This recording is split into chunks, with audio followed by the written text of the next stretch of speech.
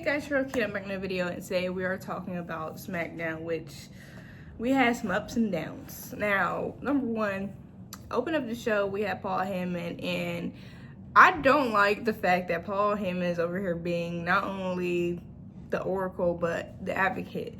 I mean, pick a side. They're doing the same storylines when it comes to Paul Heyman because there's only gonna be so long that Seth Rollins and his group, the Vision, is gonna be okay with him doing whatever he wants to do with Brock Lesnar. Because that, like Cody Rhodes said, that was not a one-off thing. And the way that he's easily going over, talking about Brock Lesnar, putting him over, it's so obvious that it's not the last time, which it was very disappointing to hear Paul Heyman speak about, speak about Brock Lesnar as if the things, the rumors, everything circulating around him are like he's just a jerk behind scenes, or he's just he left the toilet seat up. Those are the things that you think like maybe fans are just upset. No, there's actually like a big reason why things are iffy with it. So, and the fact that he's not like the same in the ring, or even, y'all know, like, it's not, there's no reason for why they are pushing him so freaking hard to be back, to be the man that he was and perceived as the man that he was before all this stuff happened. So they are riding hard for it. They really want this to be it, because I know, it's not like, I'm not gonna say I know, but it's pretty obvious that if he does not have a spot on the War Games team, he is going to be at an event sooner rather than later.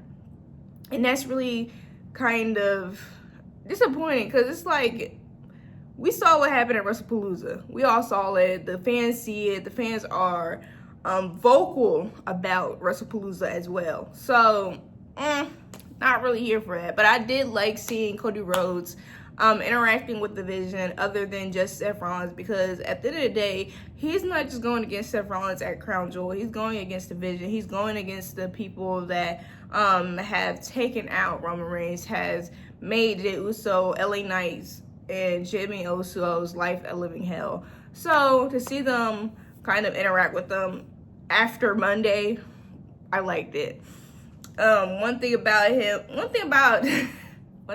Cody Rhodes is that he's not going to back down at all. So when Braun came up, like, this is probably not a smart idea, but hey, we gonna have to scrap anyway. And then Randy Orton coming out, returning basically to help him out. Very nice. One thing, I'm nitpicking today. I really am nitpicking today because, guys, why are they continuing to push this kind of storyline with Randy Orton holding his belt and kind of looking at it as if he wants it, and because all the fans are there for it. So we're just continually asking for a match, and it ain't happened. And I don't know when it will happen, how it's gonna happen, but they're missing moments where they could have had that match. They could have had that match when we were wanting something for Cody Rhodes' storyline. They could have had that match when everything was going iffy with the Kevin Owens thing. They could have had that match already. And I'm like, what are we doing? Like, I appreciate Cody Rhodes having something. I was honestly surprised that it was not Sami Zayn, considering the fact Sami Zayn literally has beef with these guys. He literally has beef with them, but no, Sami said F you, which is fine to me. The next thing that happened during that night was Carmella Hayes and The Miz versus Street Profits. This was a match, beforehand, I love the last time they've been across each other, the Street Profits and The Miz. Street Profits and Mellow Miz. Not only that, but I'm always gonna be here for Street Profits. These are like literally some of my favorite people on SmackDown. I'm never gonna have a problem with them ever having a match, especially with one another. That right there, I'm gonna say that. I liked the match. I enjoyed. I think they kept Angelo out the match, not only to have, make the Mellow Miz have an advantage, but also to push the thought like maybe they're still in the outs. You know, those moments where like maybe they're still not connected like they used to, the Street Profits. And for them to now be the #1 contenders, I do not want to see them break up. I don't want to see them break up because we're going to have them do the same thing over and over again. And the moment where they could have broken up, they didn't. What are we doing? But again, you know, Uncle Howdy has been speaking in Angelo's ears, both of their ears, so maybe that's exactly where it needs to happen. But due to the Miz wanting to be showing off where Melo was going to have a straight up win. He was going to have a straight up win.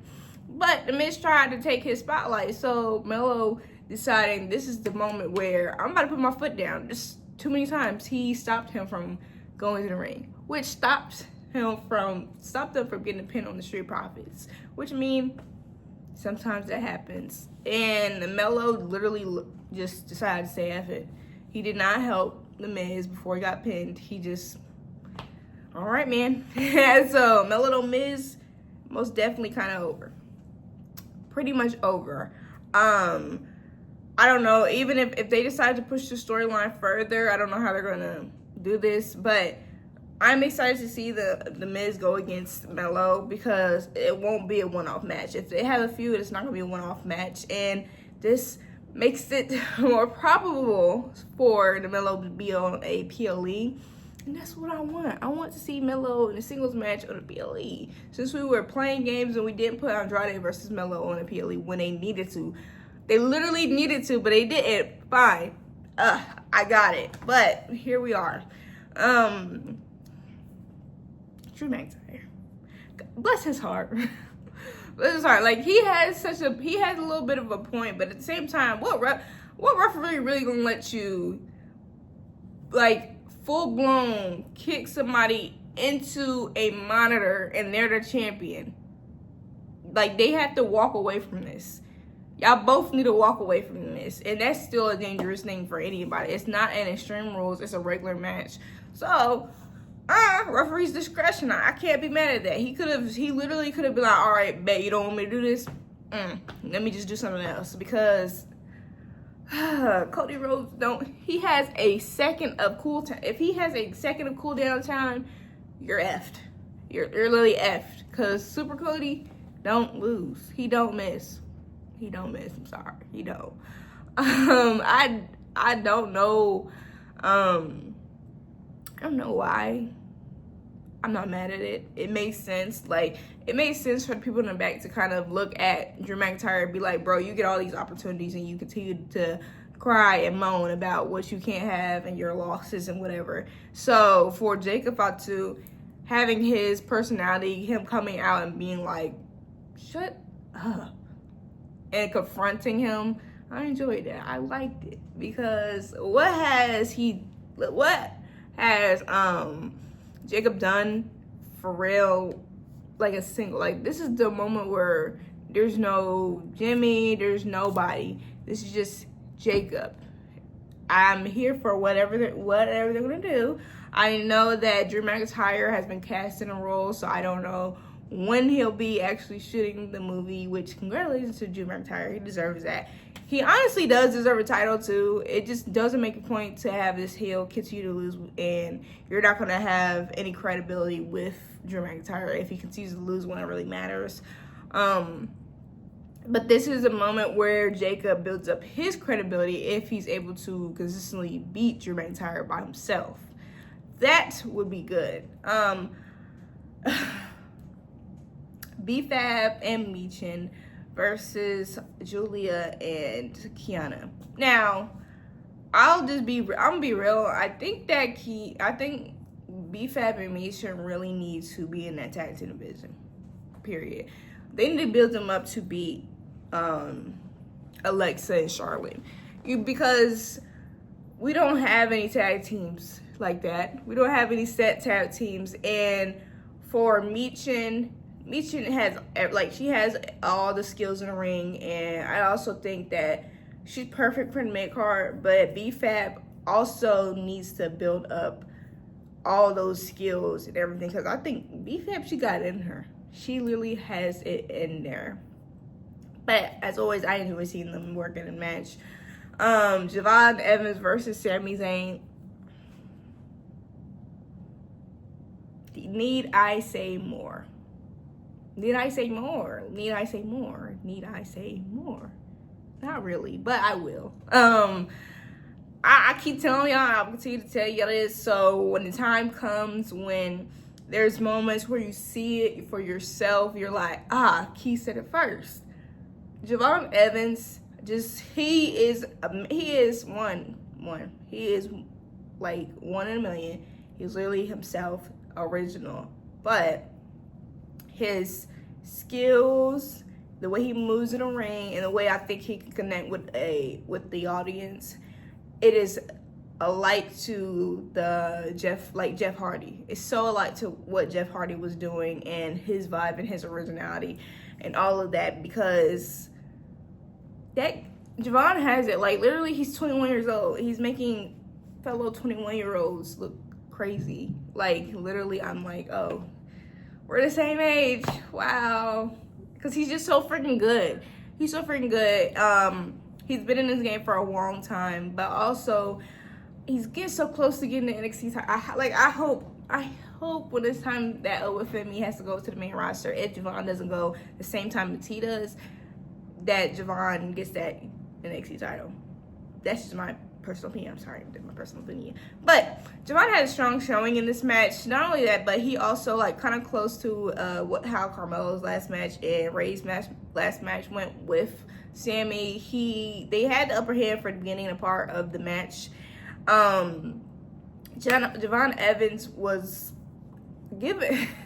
I kind of be like, I feel as if Sami Zayn literally is the best decision, making him a U.S. title champion and having the open title shots was the best decision ever, because of how versatile Sami Zayn is. Because y'all could see the style that Sami had kind of shifted to match Javon and to make Javon look even better in that ring.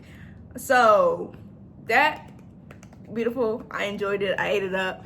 Unfortunately, Javon did not win the title, but that's all right. That's okay. He was very close, literally very, very, very, very, very close. Like, to the point where they were like, ref, what you doing? Right, and sadly, we're going to continue to talk about the refs. The next match was our triple threat match for the women's WWE championship.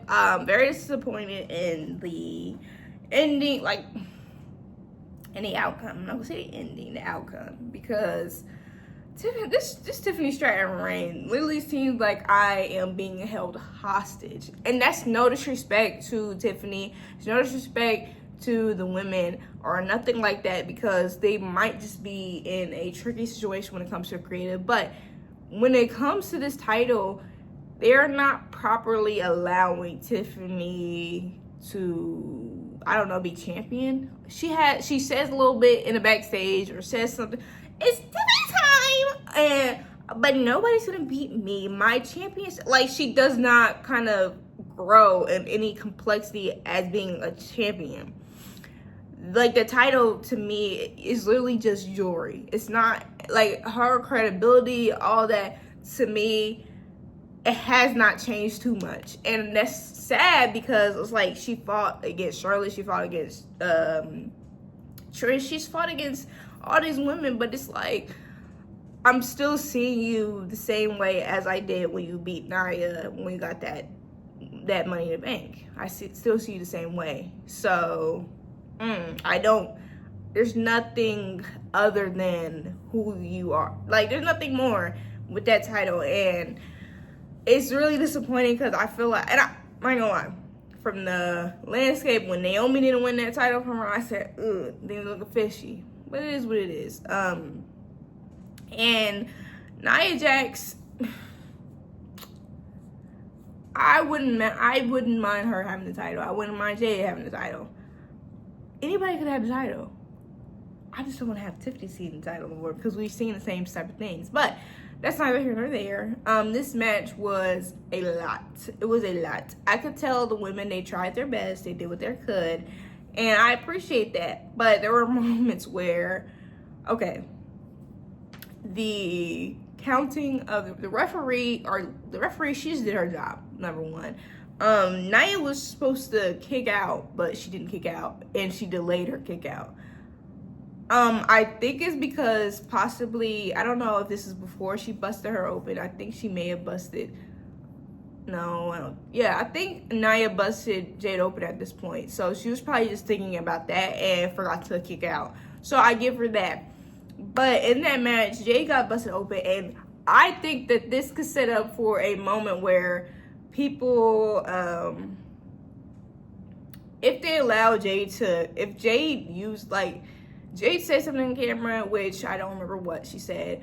Her saying something on camera and her grit, I literally think that could make her even more of a star, like her credibility, like, because that's what happened with Becky Lynch. That's what happens with, like, a lot of different superstars. Like, when we see you, Cody Rhodes, when we see you get hurt and you continue to thug it out and literally work, like, go for it, you get your props. Like, in Jade, I don't think Jade should be any different, although sure, sometimes in the ring, but I don't think she should be any different. So it's gonna be interesting how they play that in there. That triple threat match was just, I don't know if they called it off the fly, but back to drawing board. But we know when it comes to Crown Jewel, who are we going to be seeing for that mega champ? I forget what that ring is.